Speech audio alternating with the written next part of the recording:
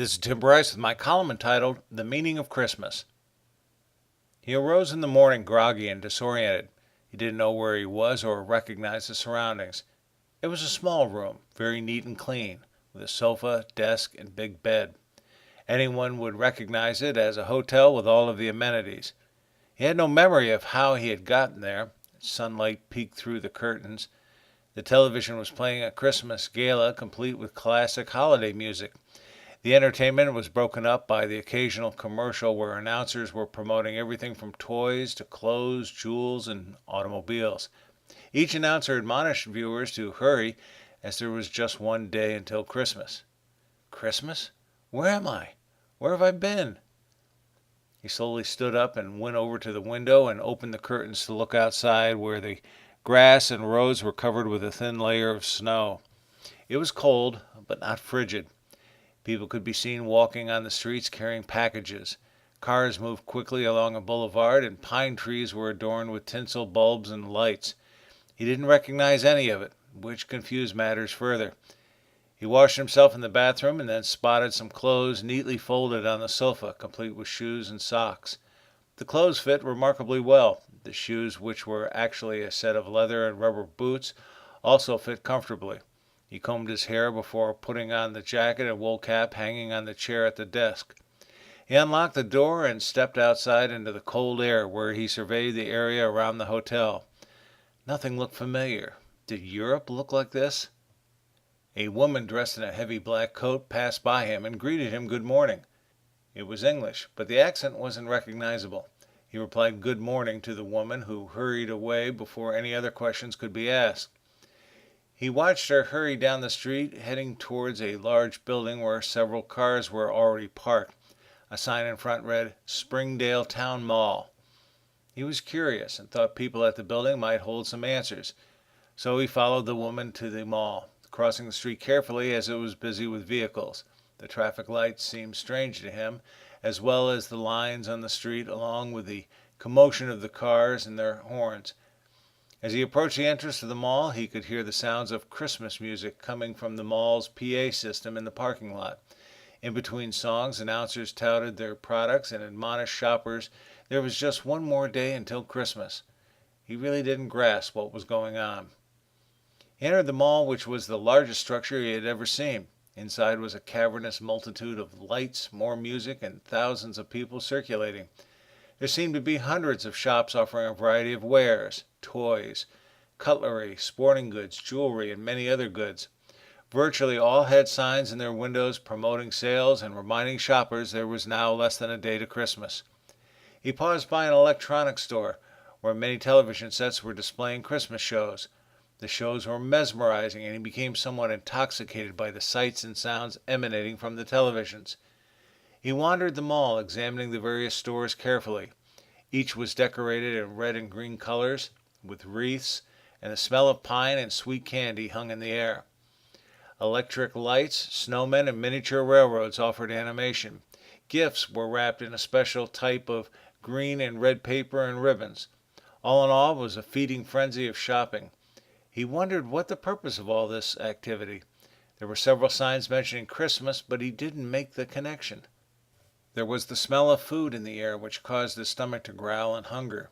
He passed the mall's food court, which featured several restaurants offering a variety of strange-looking ethnic foods. He watched cooks prepare Japanese sushi and Chinese cuisine, none of which he recognized as something edible.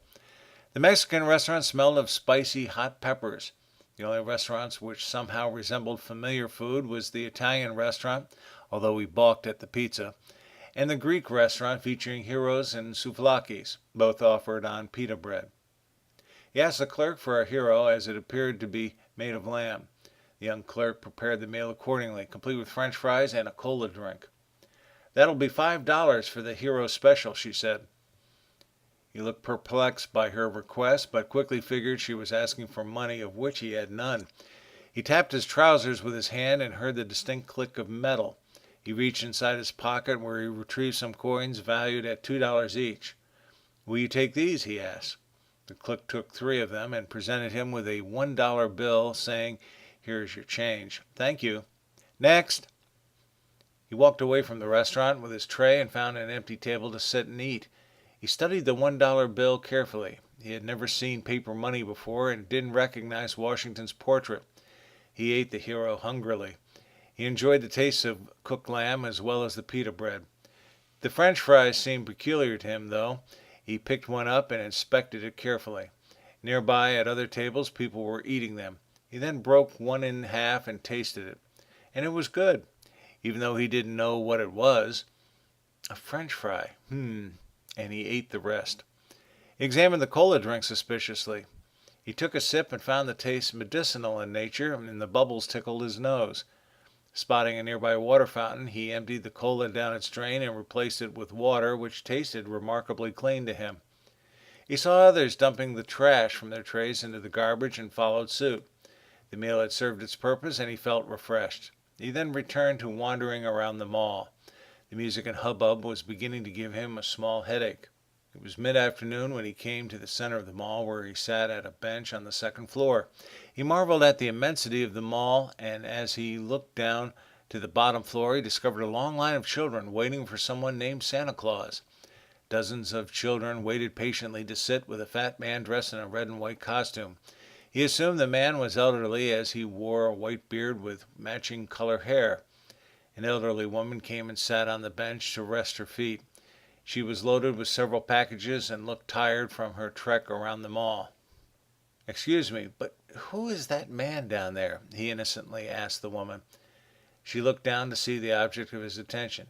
"Are you kidding me? It's Santa Claus and his elves talking to the kids, of course."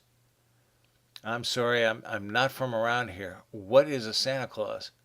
She looked at him inquisitively, but gave him the benefit of doubt. "He is actually called by many names: St. Nicholas, Kris Kringle, and many others around the world. He's considered the patron saint of Christmas and is best known for delivering presents to children on Christmas." Christmas, there's that name again, he thought. He watched the children one by one visit with the old gentleman. Some appeared timid and scared, others enjoyed a good conversation with the man, others were loud and animated, demanding certain presents on Christmas Day. It was all rather unclear as to the purpose of the meeting with Santa, other than it was an outlet to promote the purchase of more gifts. He was amazed by the length of the never-ending line and request for more gifts. The greed and opulence of the season was too much for him to stomach any longer. He took his leave of the mall, wanting to head back to the safety of the hotel room. Unfortunately, he became a bit disoriented and couldn't find the same door from which he entered, and exited on the opposite end of the mall, where nothing looked familiar. He had spent considerable time at the mall, and it was now late afternoon, with long shadows and the sun beginning to set. All he could see were rows of neat wooden homes adjacent to the mall. He was unfamiliar with the architecture and wanted to take a closer look. He entered a subdivision and was amazed how orderly the houses were aligned and well maintained. As the sun set, decorative lights were switched on and lit up the houses and the adjacent trees and shrubbery. Various statues of snowmen, Santa Claus, and angels were also lit, and music could be heard in the air. There also seemed to be reindeer everywhere, on top of houses, pulling sleighs, or metallic statues on front lawns. Some were animated, appearing to be grazing. It was very reminiscent of the storefronts in the mall. He walked several blocks in amazement as the houses turned darkness into light. Other people also walked the neighborhood in order to see the decorations. Cars began to enter the streets, where they moved slowly so parents and children could admire the decorations. As pleasant as this all was, he was at a loss as to what it all meant. As he exited the neighborhood, he was presented with two large structures, one with a crucifix atop it, and another with the Star of David. He was appalled by the crucifix and began to wonder if people still practiced the tortuous custom.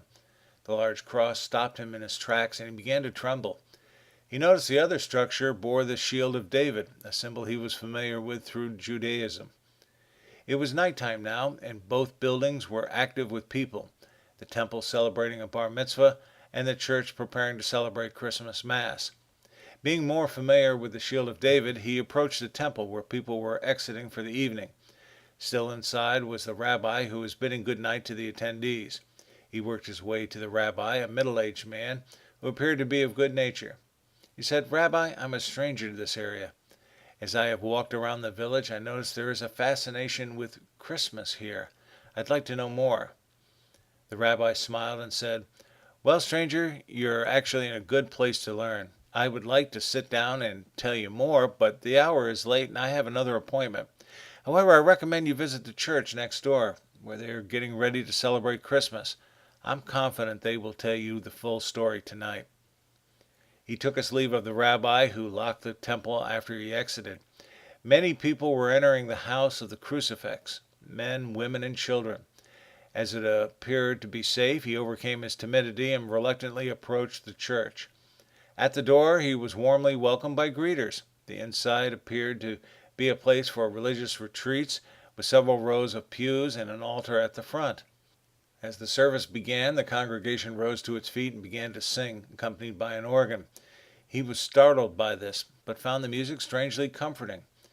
He looked about and saw everyone singing in unison, along with a choir which sang as one. The pomp and circumstance was impressive. He looked on in horror as a small boy walked slowly down the center aisle carrying another crucifix with an effigy of a person nailed to it. The boy proudly presented the cross at the front of the congregation before placing it in a stand. He was bewildered by the display and was prepared to turn and run, but something inside him told him to stand his ground. After the entrance of the clergy, the music stopped and everyone returned to their seats. The minister welcomed everyone to the evening's Christmas celebration. This was followed by a sweet celebration enacted by the children of the church, who were dressed in colorful costumes. The minister narrated the story of the birth of Christ, and the children acted out the story. He listened intently. He heard the names of Joseph and Mary, which were well known to him, as well as a place called Galilee. He listened to their story of the birth of their Savior. Aside from the shiny costumes and some obvious literary liberties, it was a story he knew well, and his spirits perked up noticeably. He was no longer afraid, but felt quite at home. After the play, the minister asked all first-time visitors to rise and be recognized. One by one, he welcomed each visitor, asking who they were and where they were from. The minister finally asked the stranger to introduce himself. "I am known as Jesus of Nazareth," he said.